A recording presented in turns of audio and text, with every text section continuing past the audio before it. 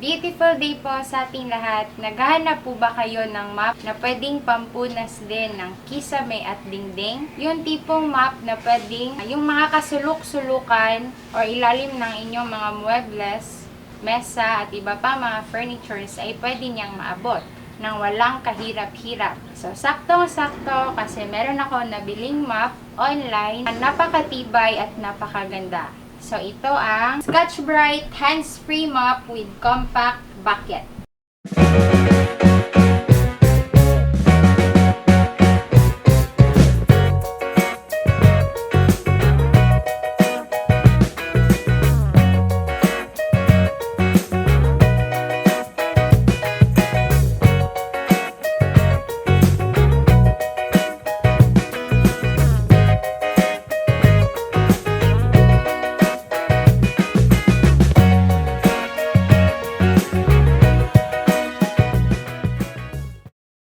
So, ngayon, isi-unbox muna natin yung ating Scotch-Brite na mop. So, ito po pala ay powered by 3M. So, yung 3M, makikita nyo yung mga brands nila sa hardware. So, meron din sa school supplies.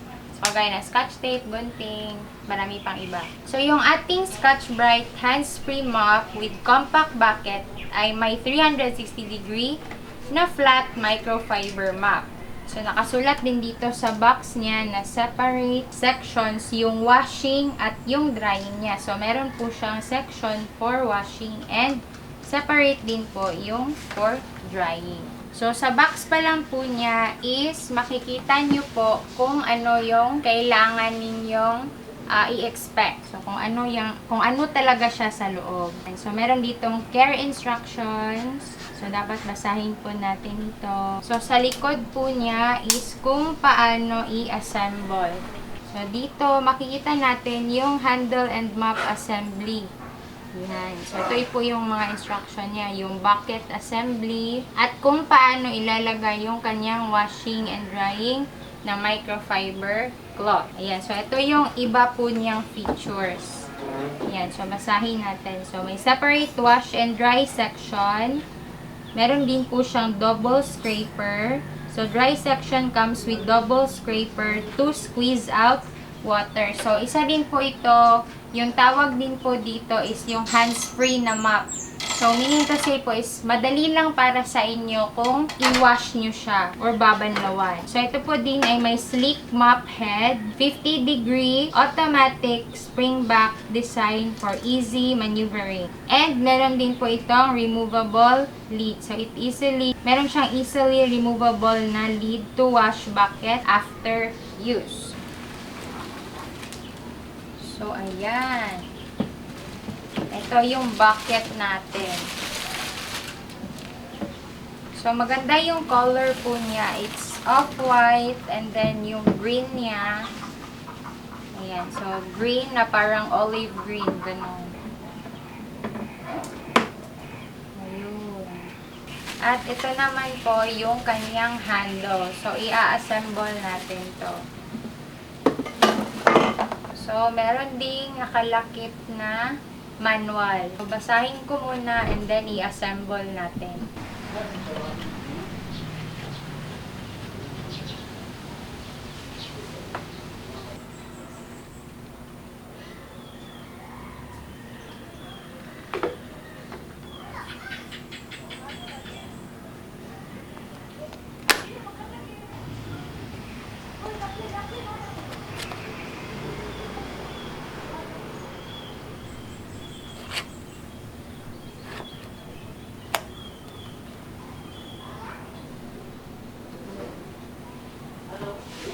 So, ayan, assemble na natin yung ating bucket at yung ating mop. So, dito po sa ating bucket, ito po yung sections niya, oh.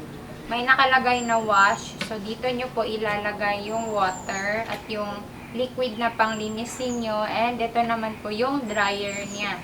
So, papakita natin kung paano ito nag-work. Yung ating Scotch-Brite na mop. So, meron po siyang refill na absorbent microfiber cloth. So, ito po yung nilalagay dito sa mop head. Ito.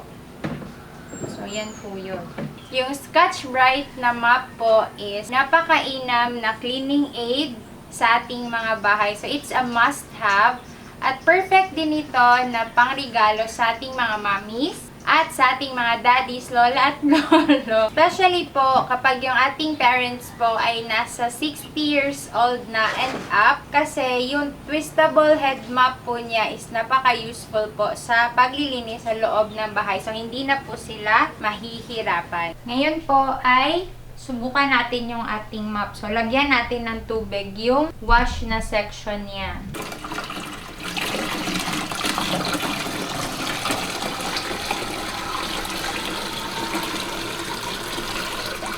So, nilagyan ko po siya ng 1.5 gallons of water. And then, lagyan ko po siya ng konting Zonrox or bleaching agent natin. So, pang deodorize lang po and sanitize. Ayan. So, subukan na natin yung ating all-around mop. So, una nating lilinisan is yung ating kisame. Ilalagay natin siya dito sa wash section. So, babasain natin yung mop head. Yan. So, submerge muna natin ng konti kasi bago po yung ating microfiber na mop head. So, ayan. Basa na siya. And then, next po is dito sa dry. So, ayan. Mag-exert lang po kayo ng konting lakas. Yan. So, ang ganda po kasi yung tubig is dito siya napupunta pabalik sa wash section. So, dyan po siya dumadaan. Yung excess water. So, start tayo ng linis dito. Yan.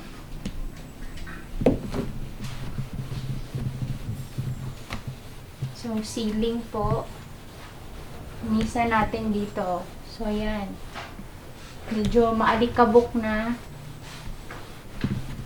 So, sa nakikita nyo po is nakukuha po niya talaga yung mga dust. So, balik natin siya dito sa wash.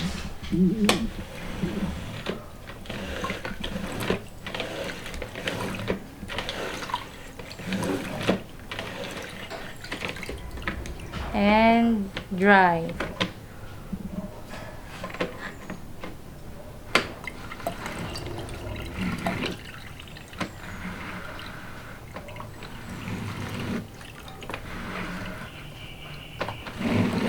Ngayon naman po, isubukan natin siya dito sa ating dingding. Yan. Yan, ang ganda kasi 360 na rotatable yung ating mop head.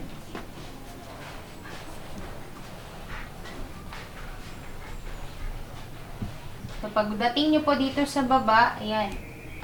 So, pwede pong mag-iba yung posisyon ng ating mop head. Yan, no? Sa mga kasulok-sulukan, pwede. Yan. So, kung gusto nyong paganito, pwede din. Yan. Up and down. Kanina po, left and right yun.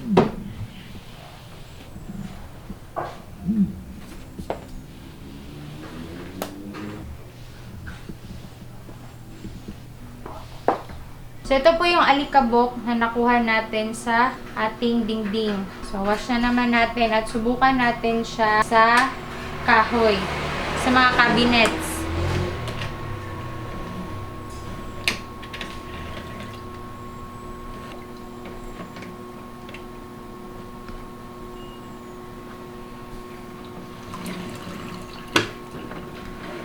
Yan. So, ngayon, isubukan naman natin siya sa cabinet na kahoy. Ito kasi yung mga lugar sa bahay or mga gamit sa bahay na hindi natin masyadong nalilinisan kasi it really takes time.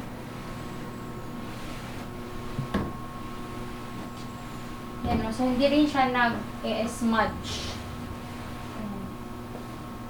So, pwede din pa ganito. Ayan, no?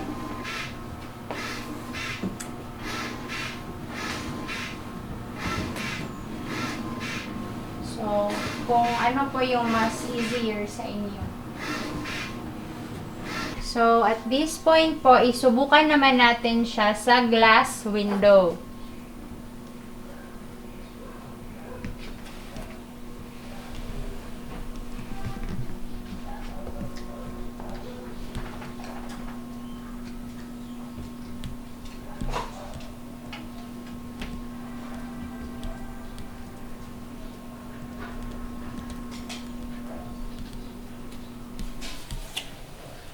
So, pwede din po pala siya sa glass windows. Yan.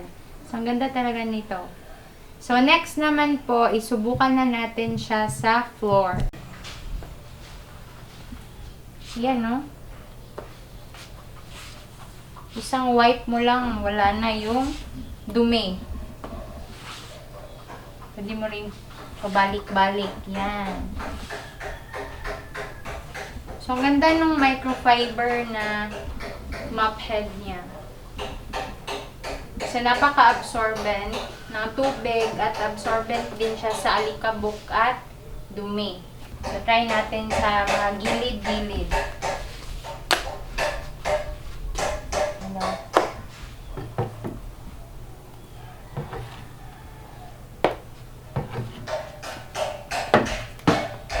Twist yun. Nakukuha po niya pati yung mga buhok ng aso, yung maliliit na mga fragments ng wood. So, paalala lang po, no, para sa correct na pag-handle ng ating bucket. So, nakikita nyo po na meron po siyang dalawang handles. Yan. Yung isang makapal at yung isang manipis. Kapag po inililipat nyo po yung bucket, yung isang handle lang po yung dapat ninyong gamitin, which is yung makapal. Ito. Kasi po, kapag po yung dalawa, yung tendency po kasi is maa-unlock po yung ating itong bucket head. Ito. Yan. So, dapat po is yung isa lang po talaga. Yan. So, kaya po yan, may nakalagay na lock. Dito po yan makikita sa itaas ng dry section. Ayan, may nakalagay po siya na lock. So, kahit po na may kamahalan ito compared sa mga traditional mops natin, eh hindi nyo naman po kailangan na marumihan yung mga kamay ninyo sa pagbabanlaw. Kasi yung traditional mops natin is you have to squeeze it by hand, diba? Or by feet. At kailangan nyo po ng yumuko ng yumuko. So, ito po ay hindi na, no? So, napaka-easy gamitin at napakarami din yung purposes. So, sana po ay nakatulong ang video na ito. At least don't forget to click like and subscribe and see you on our next.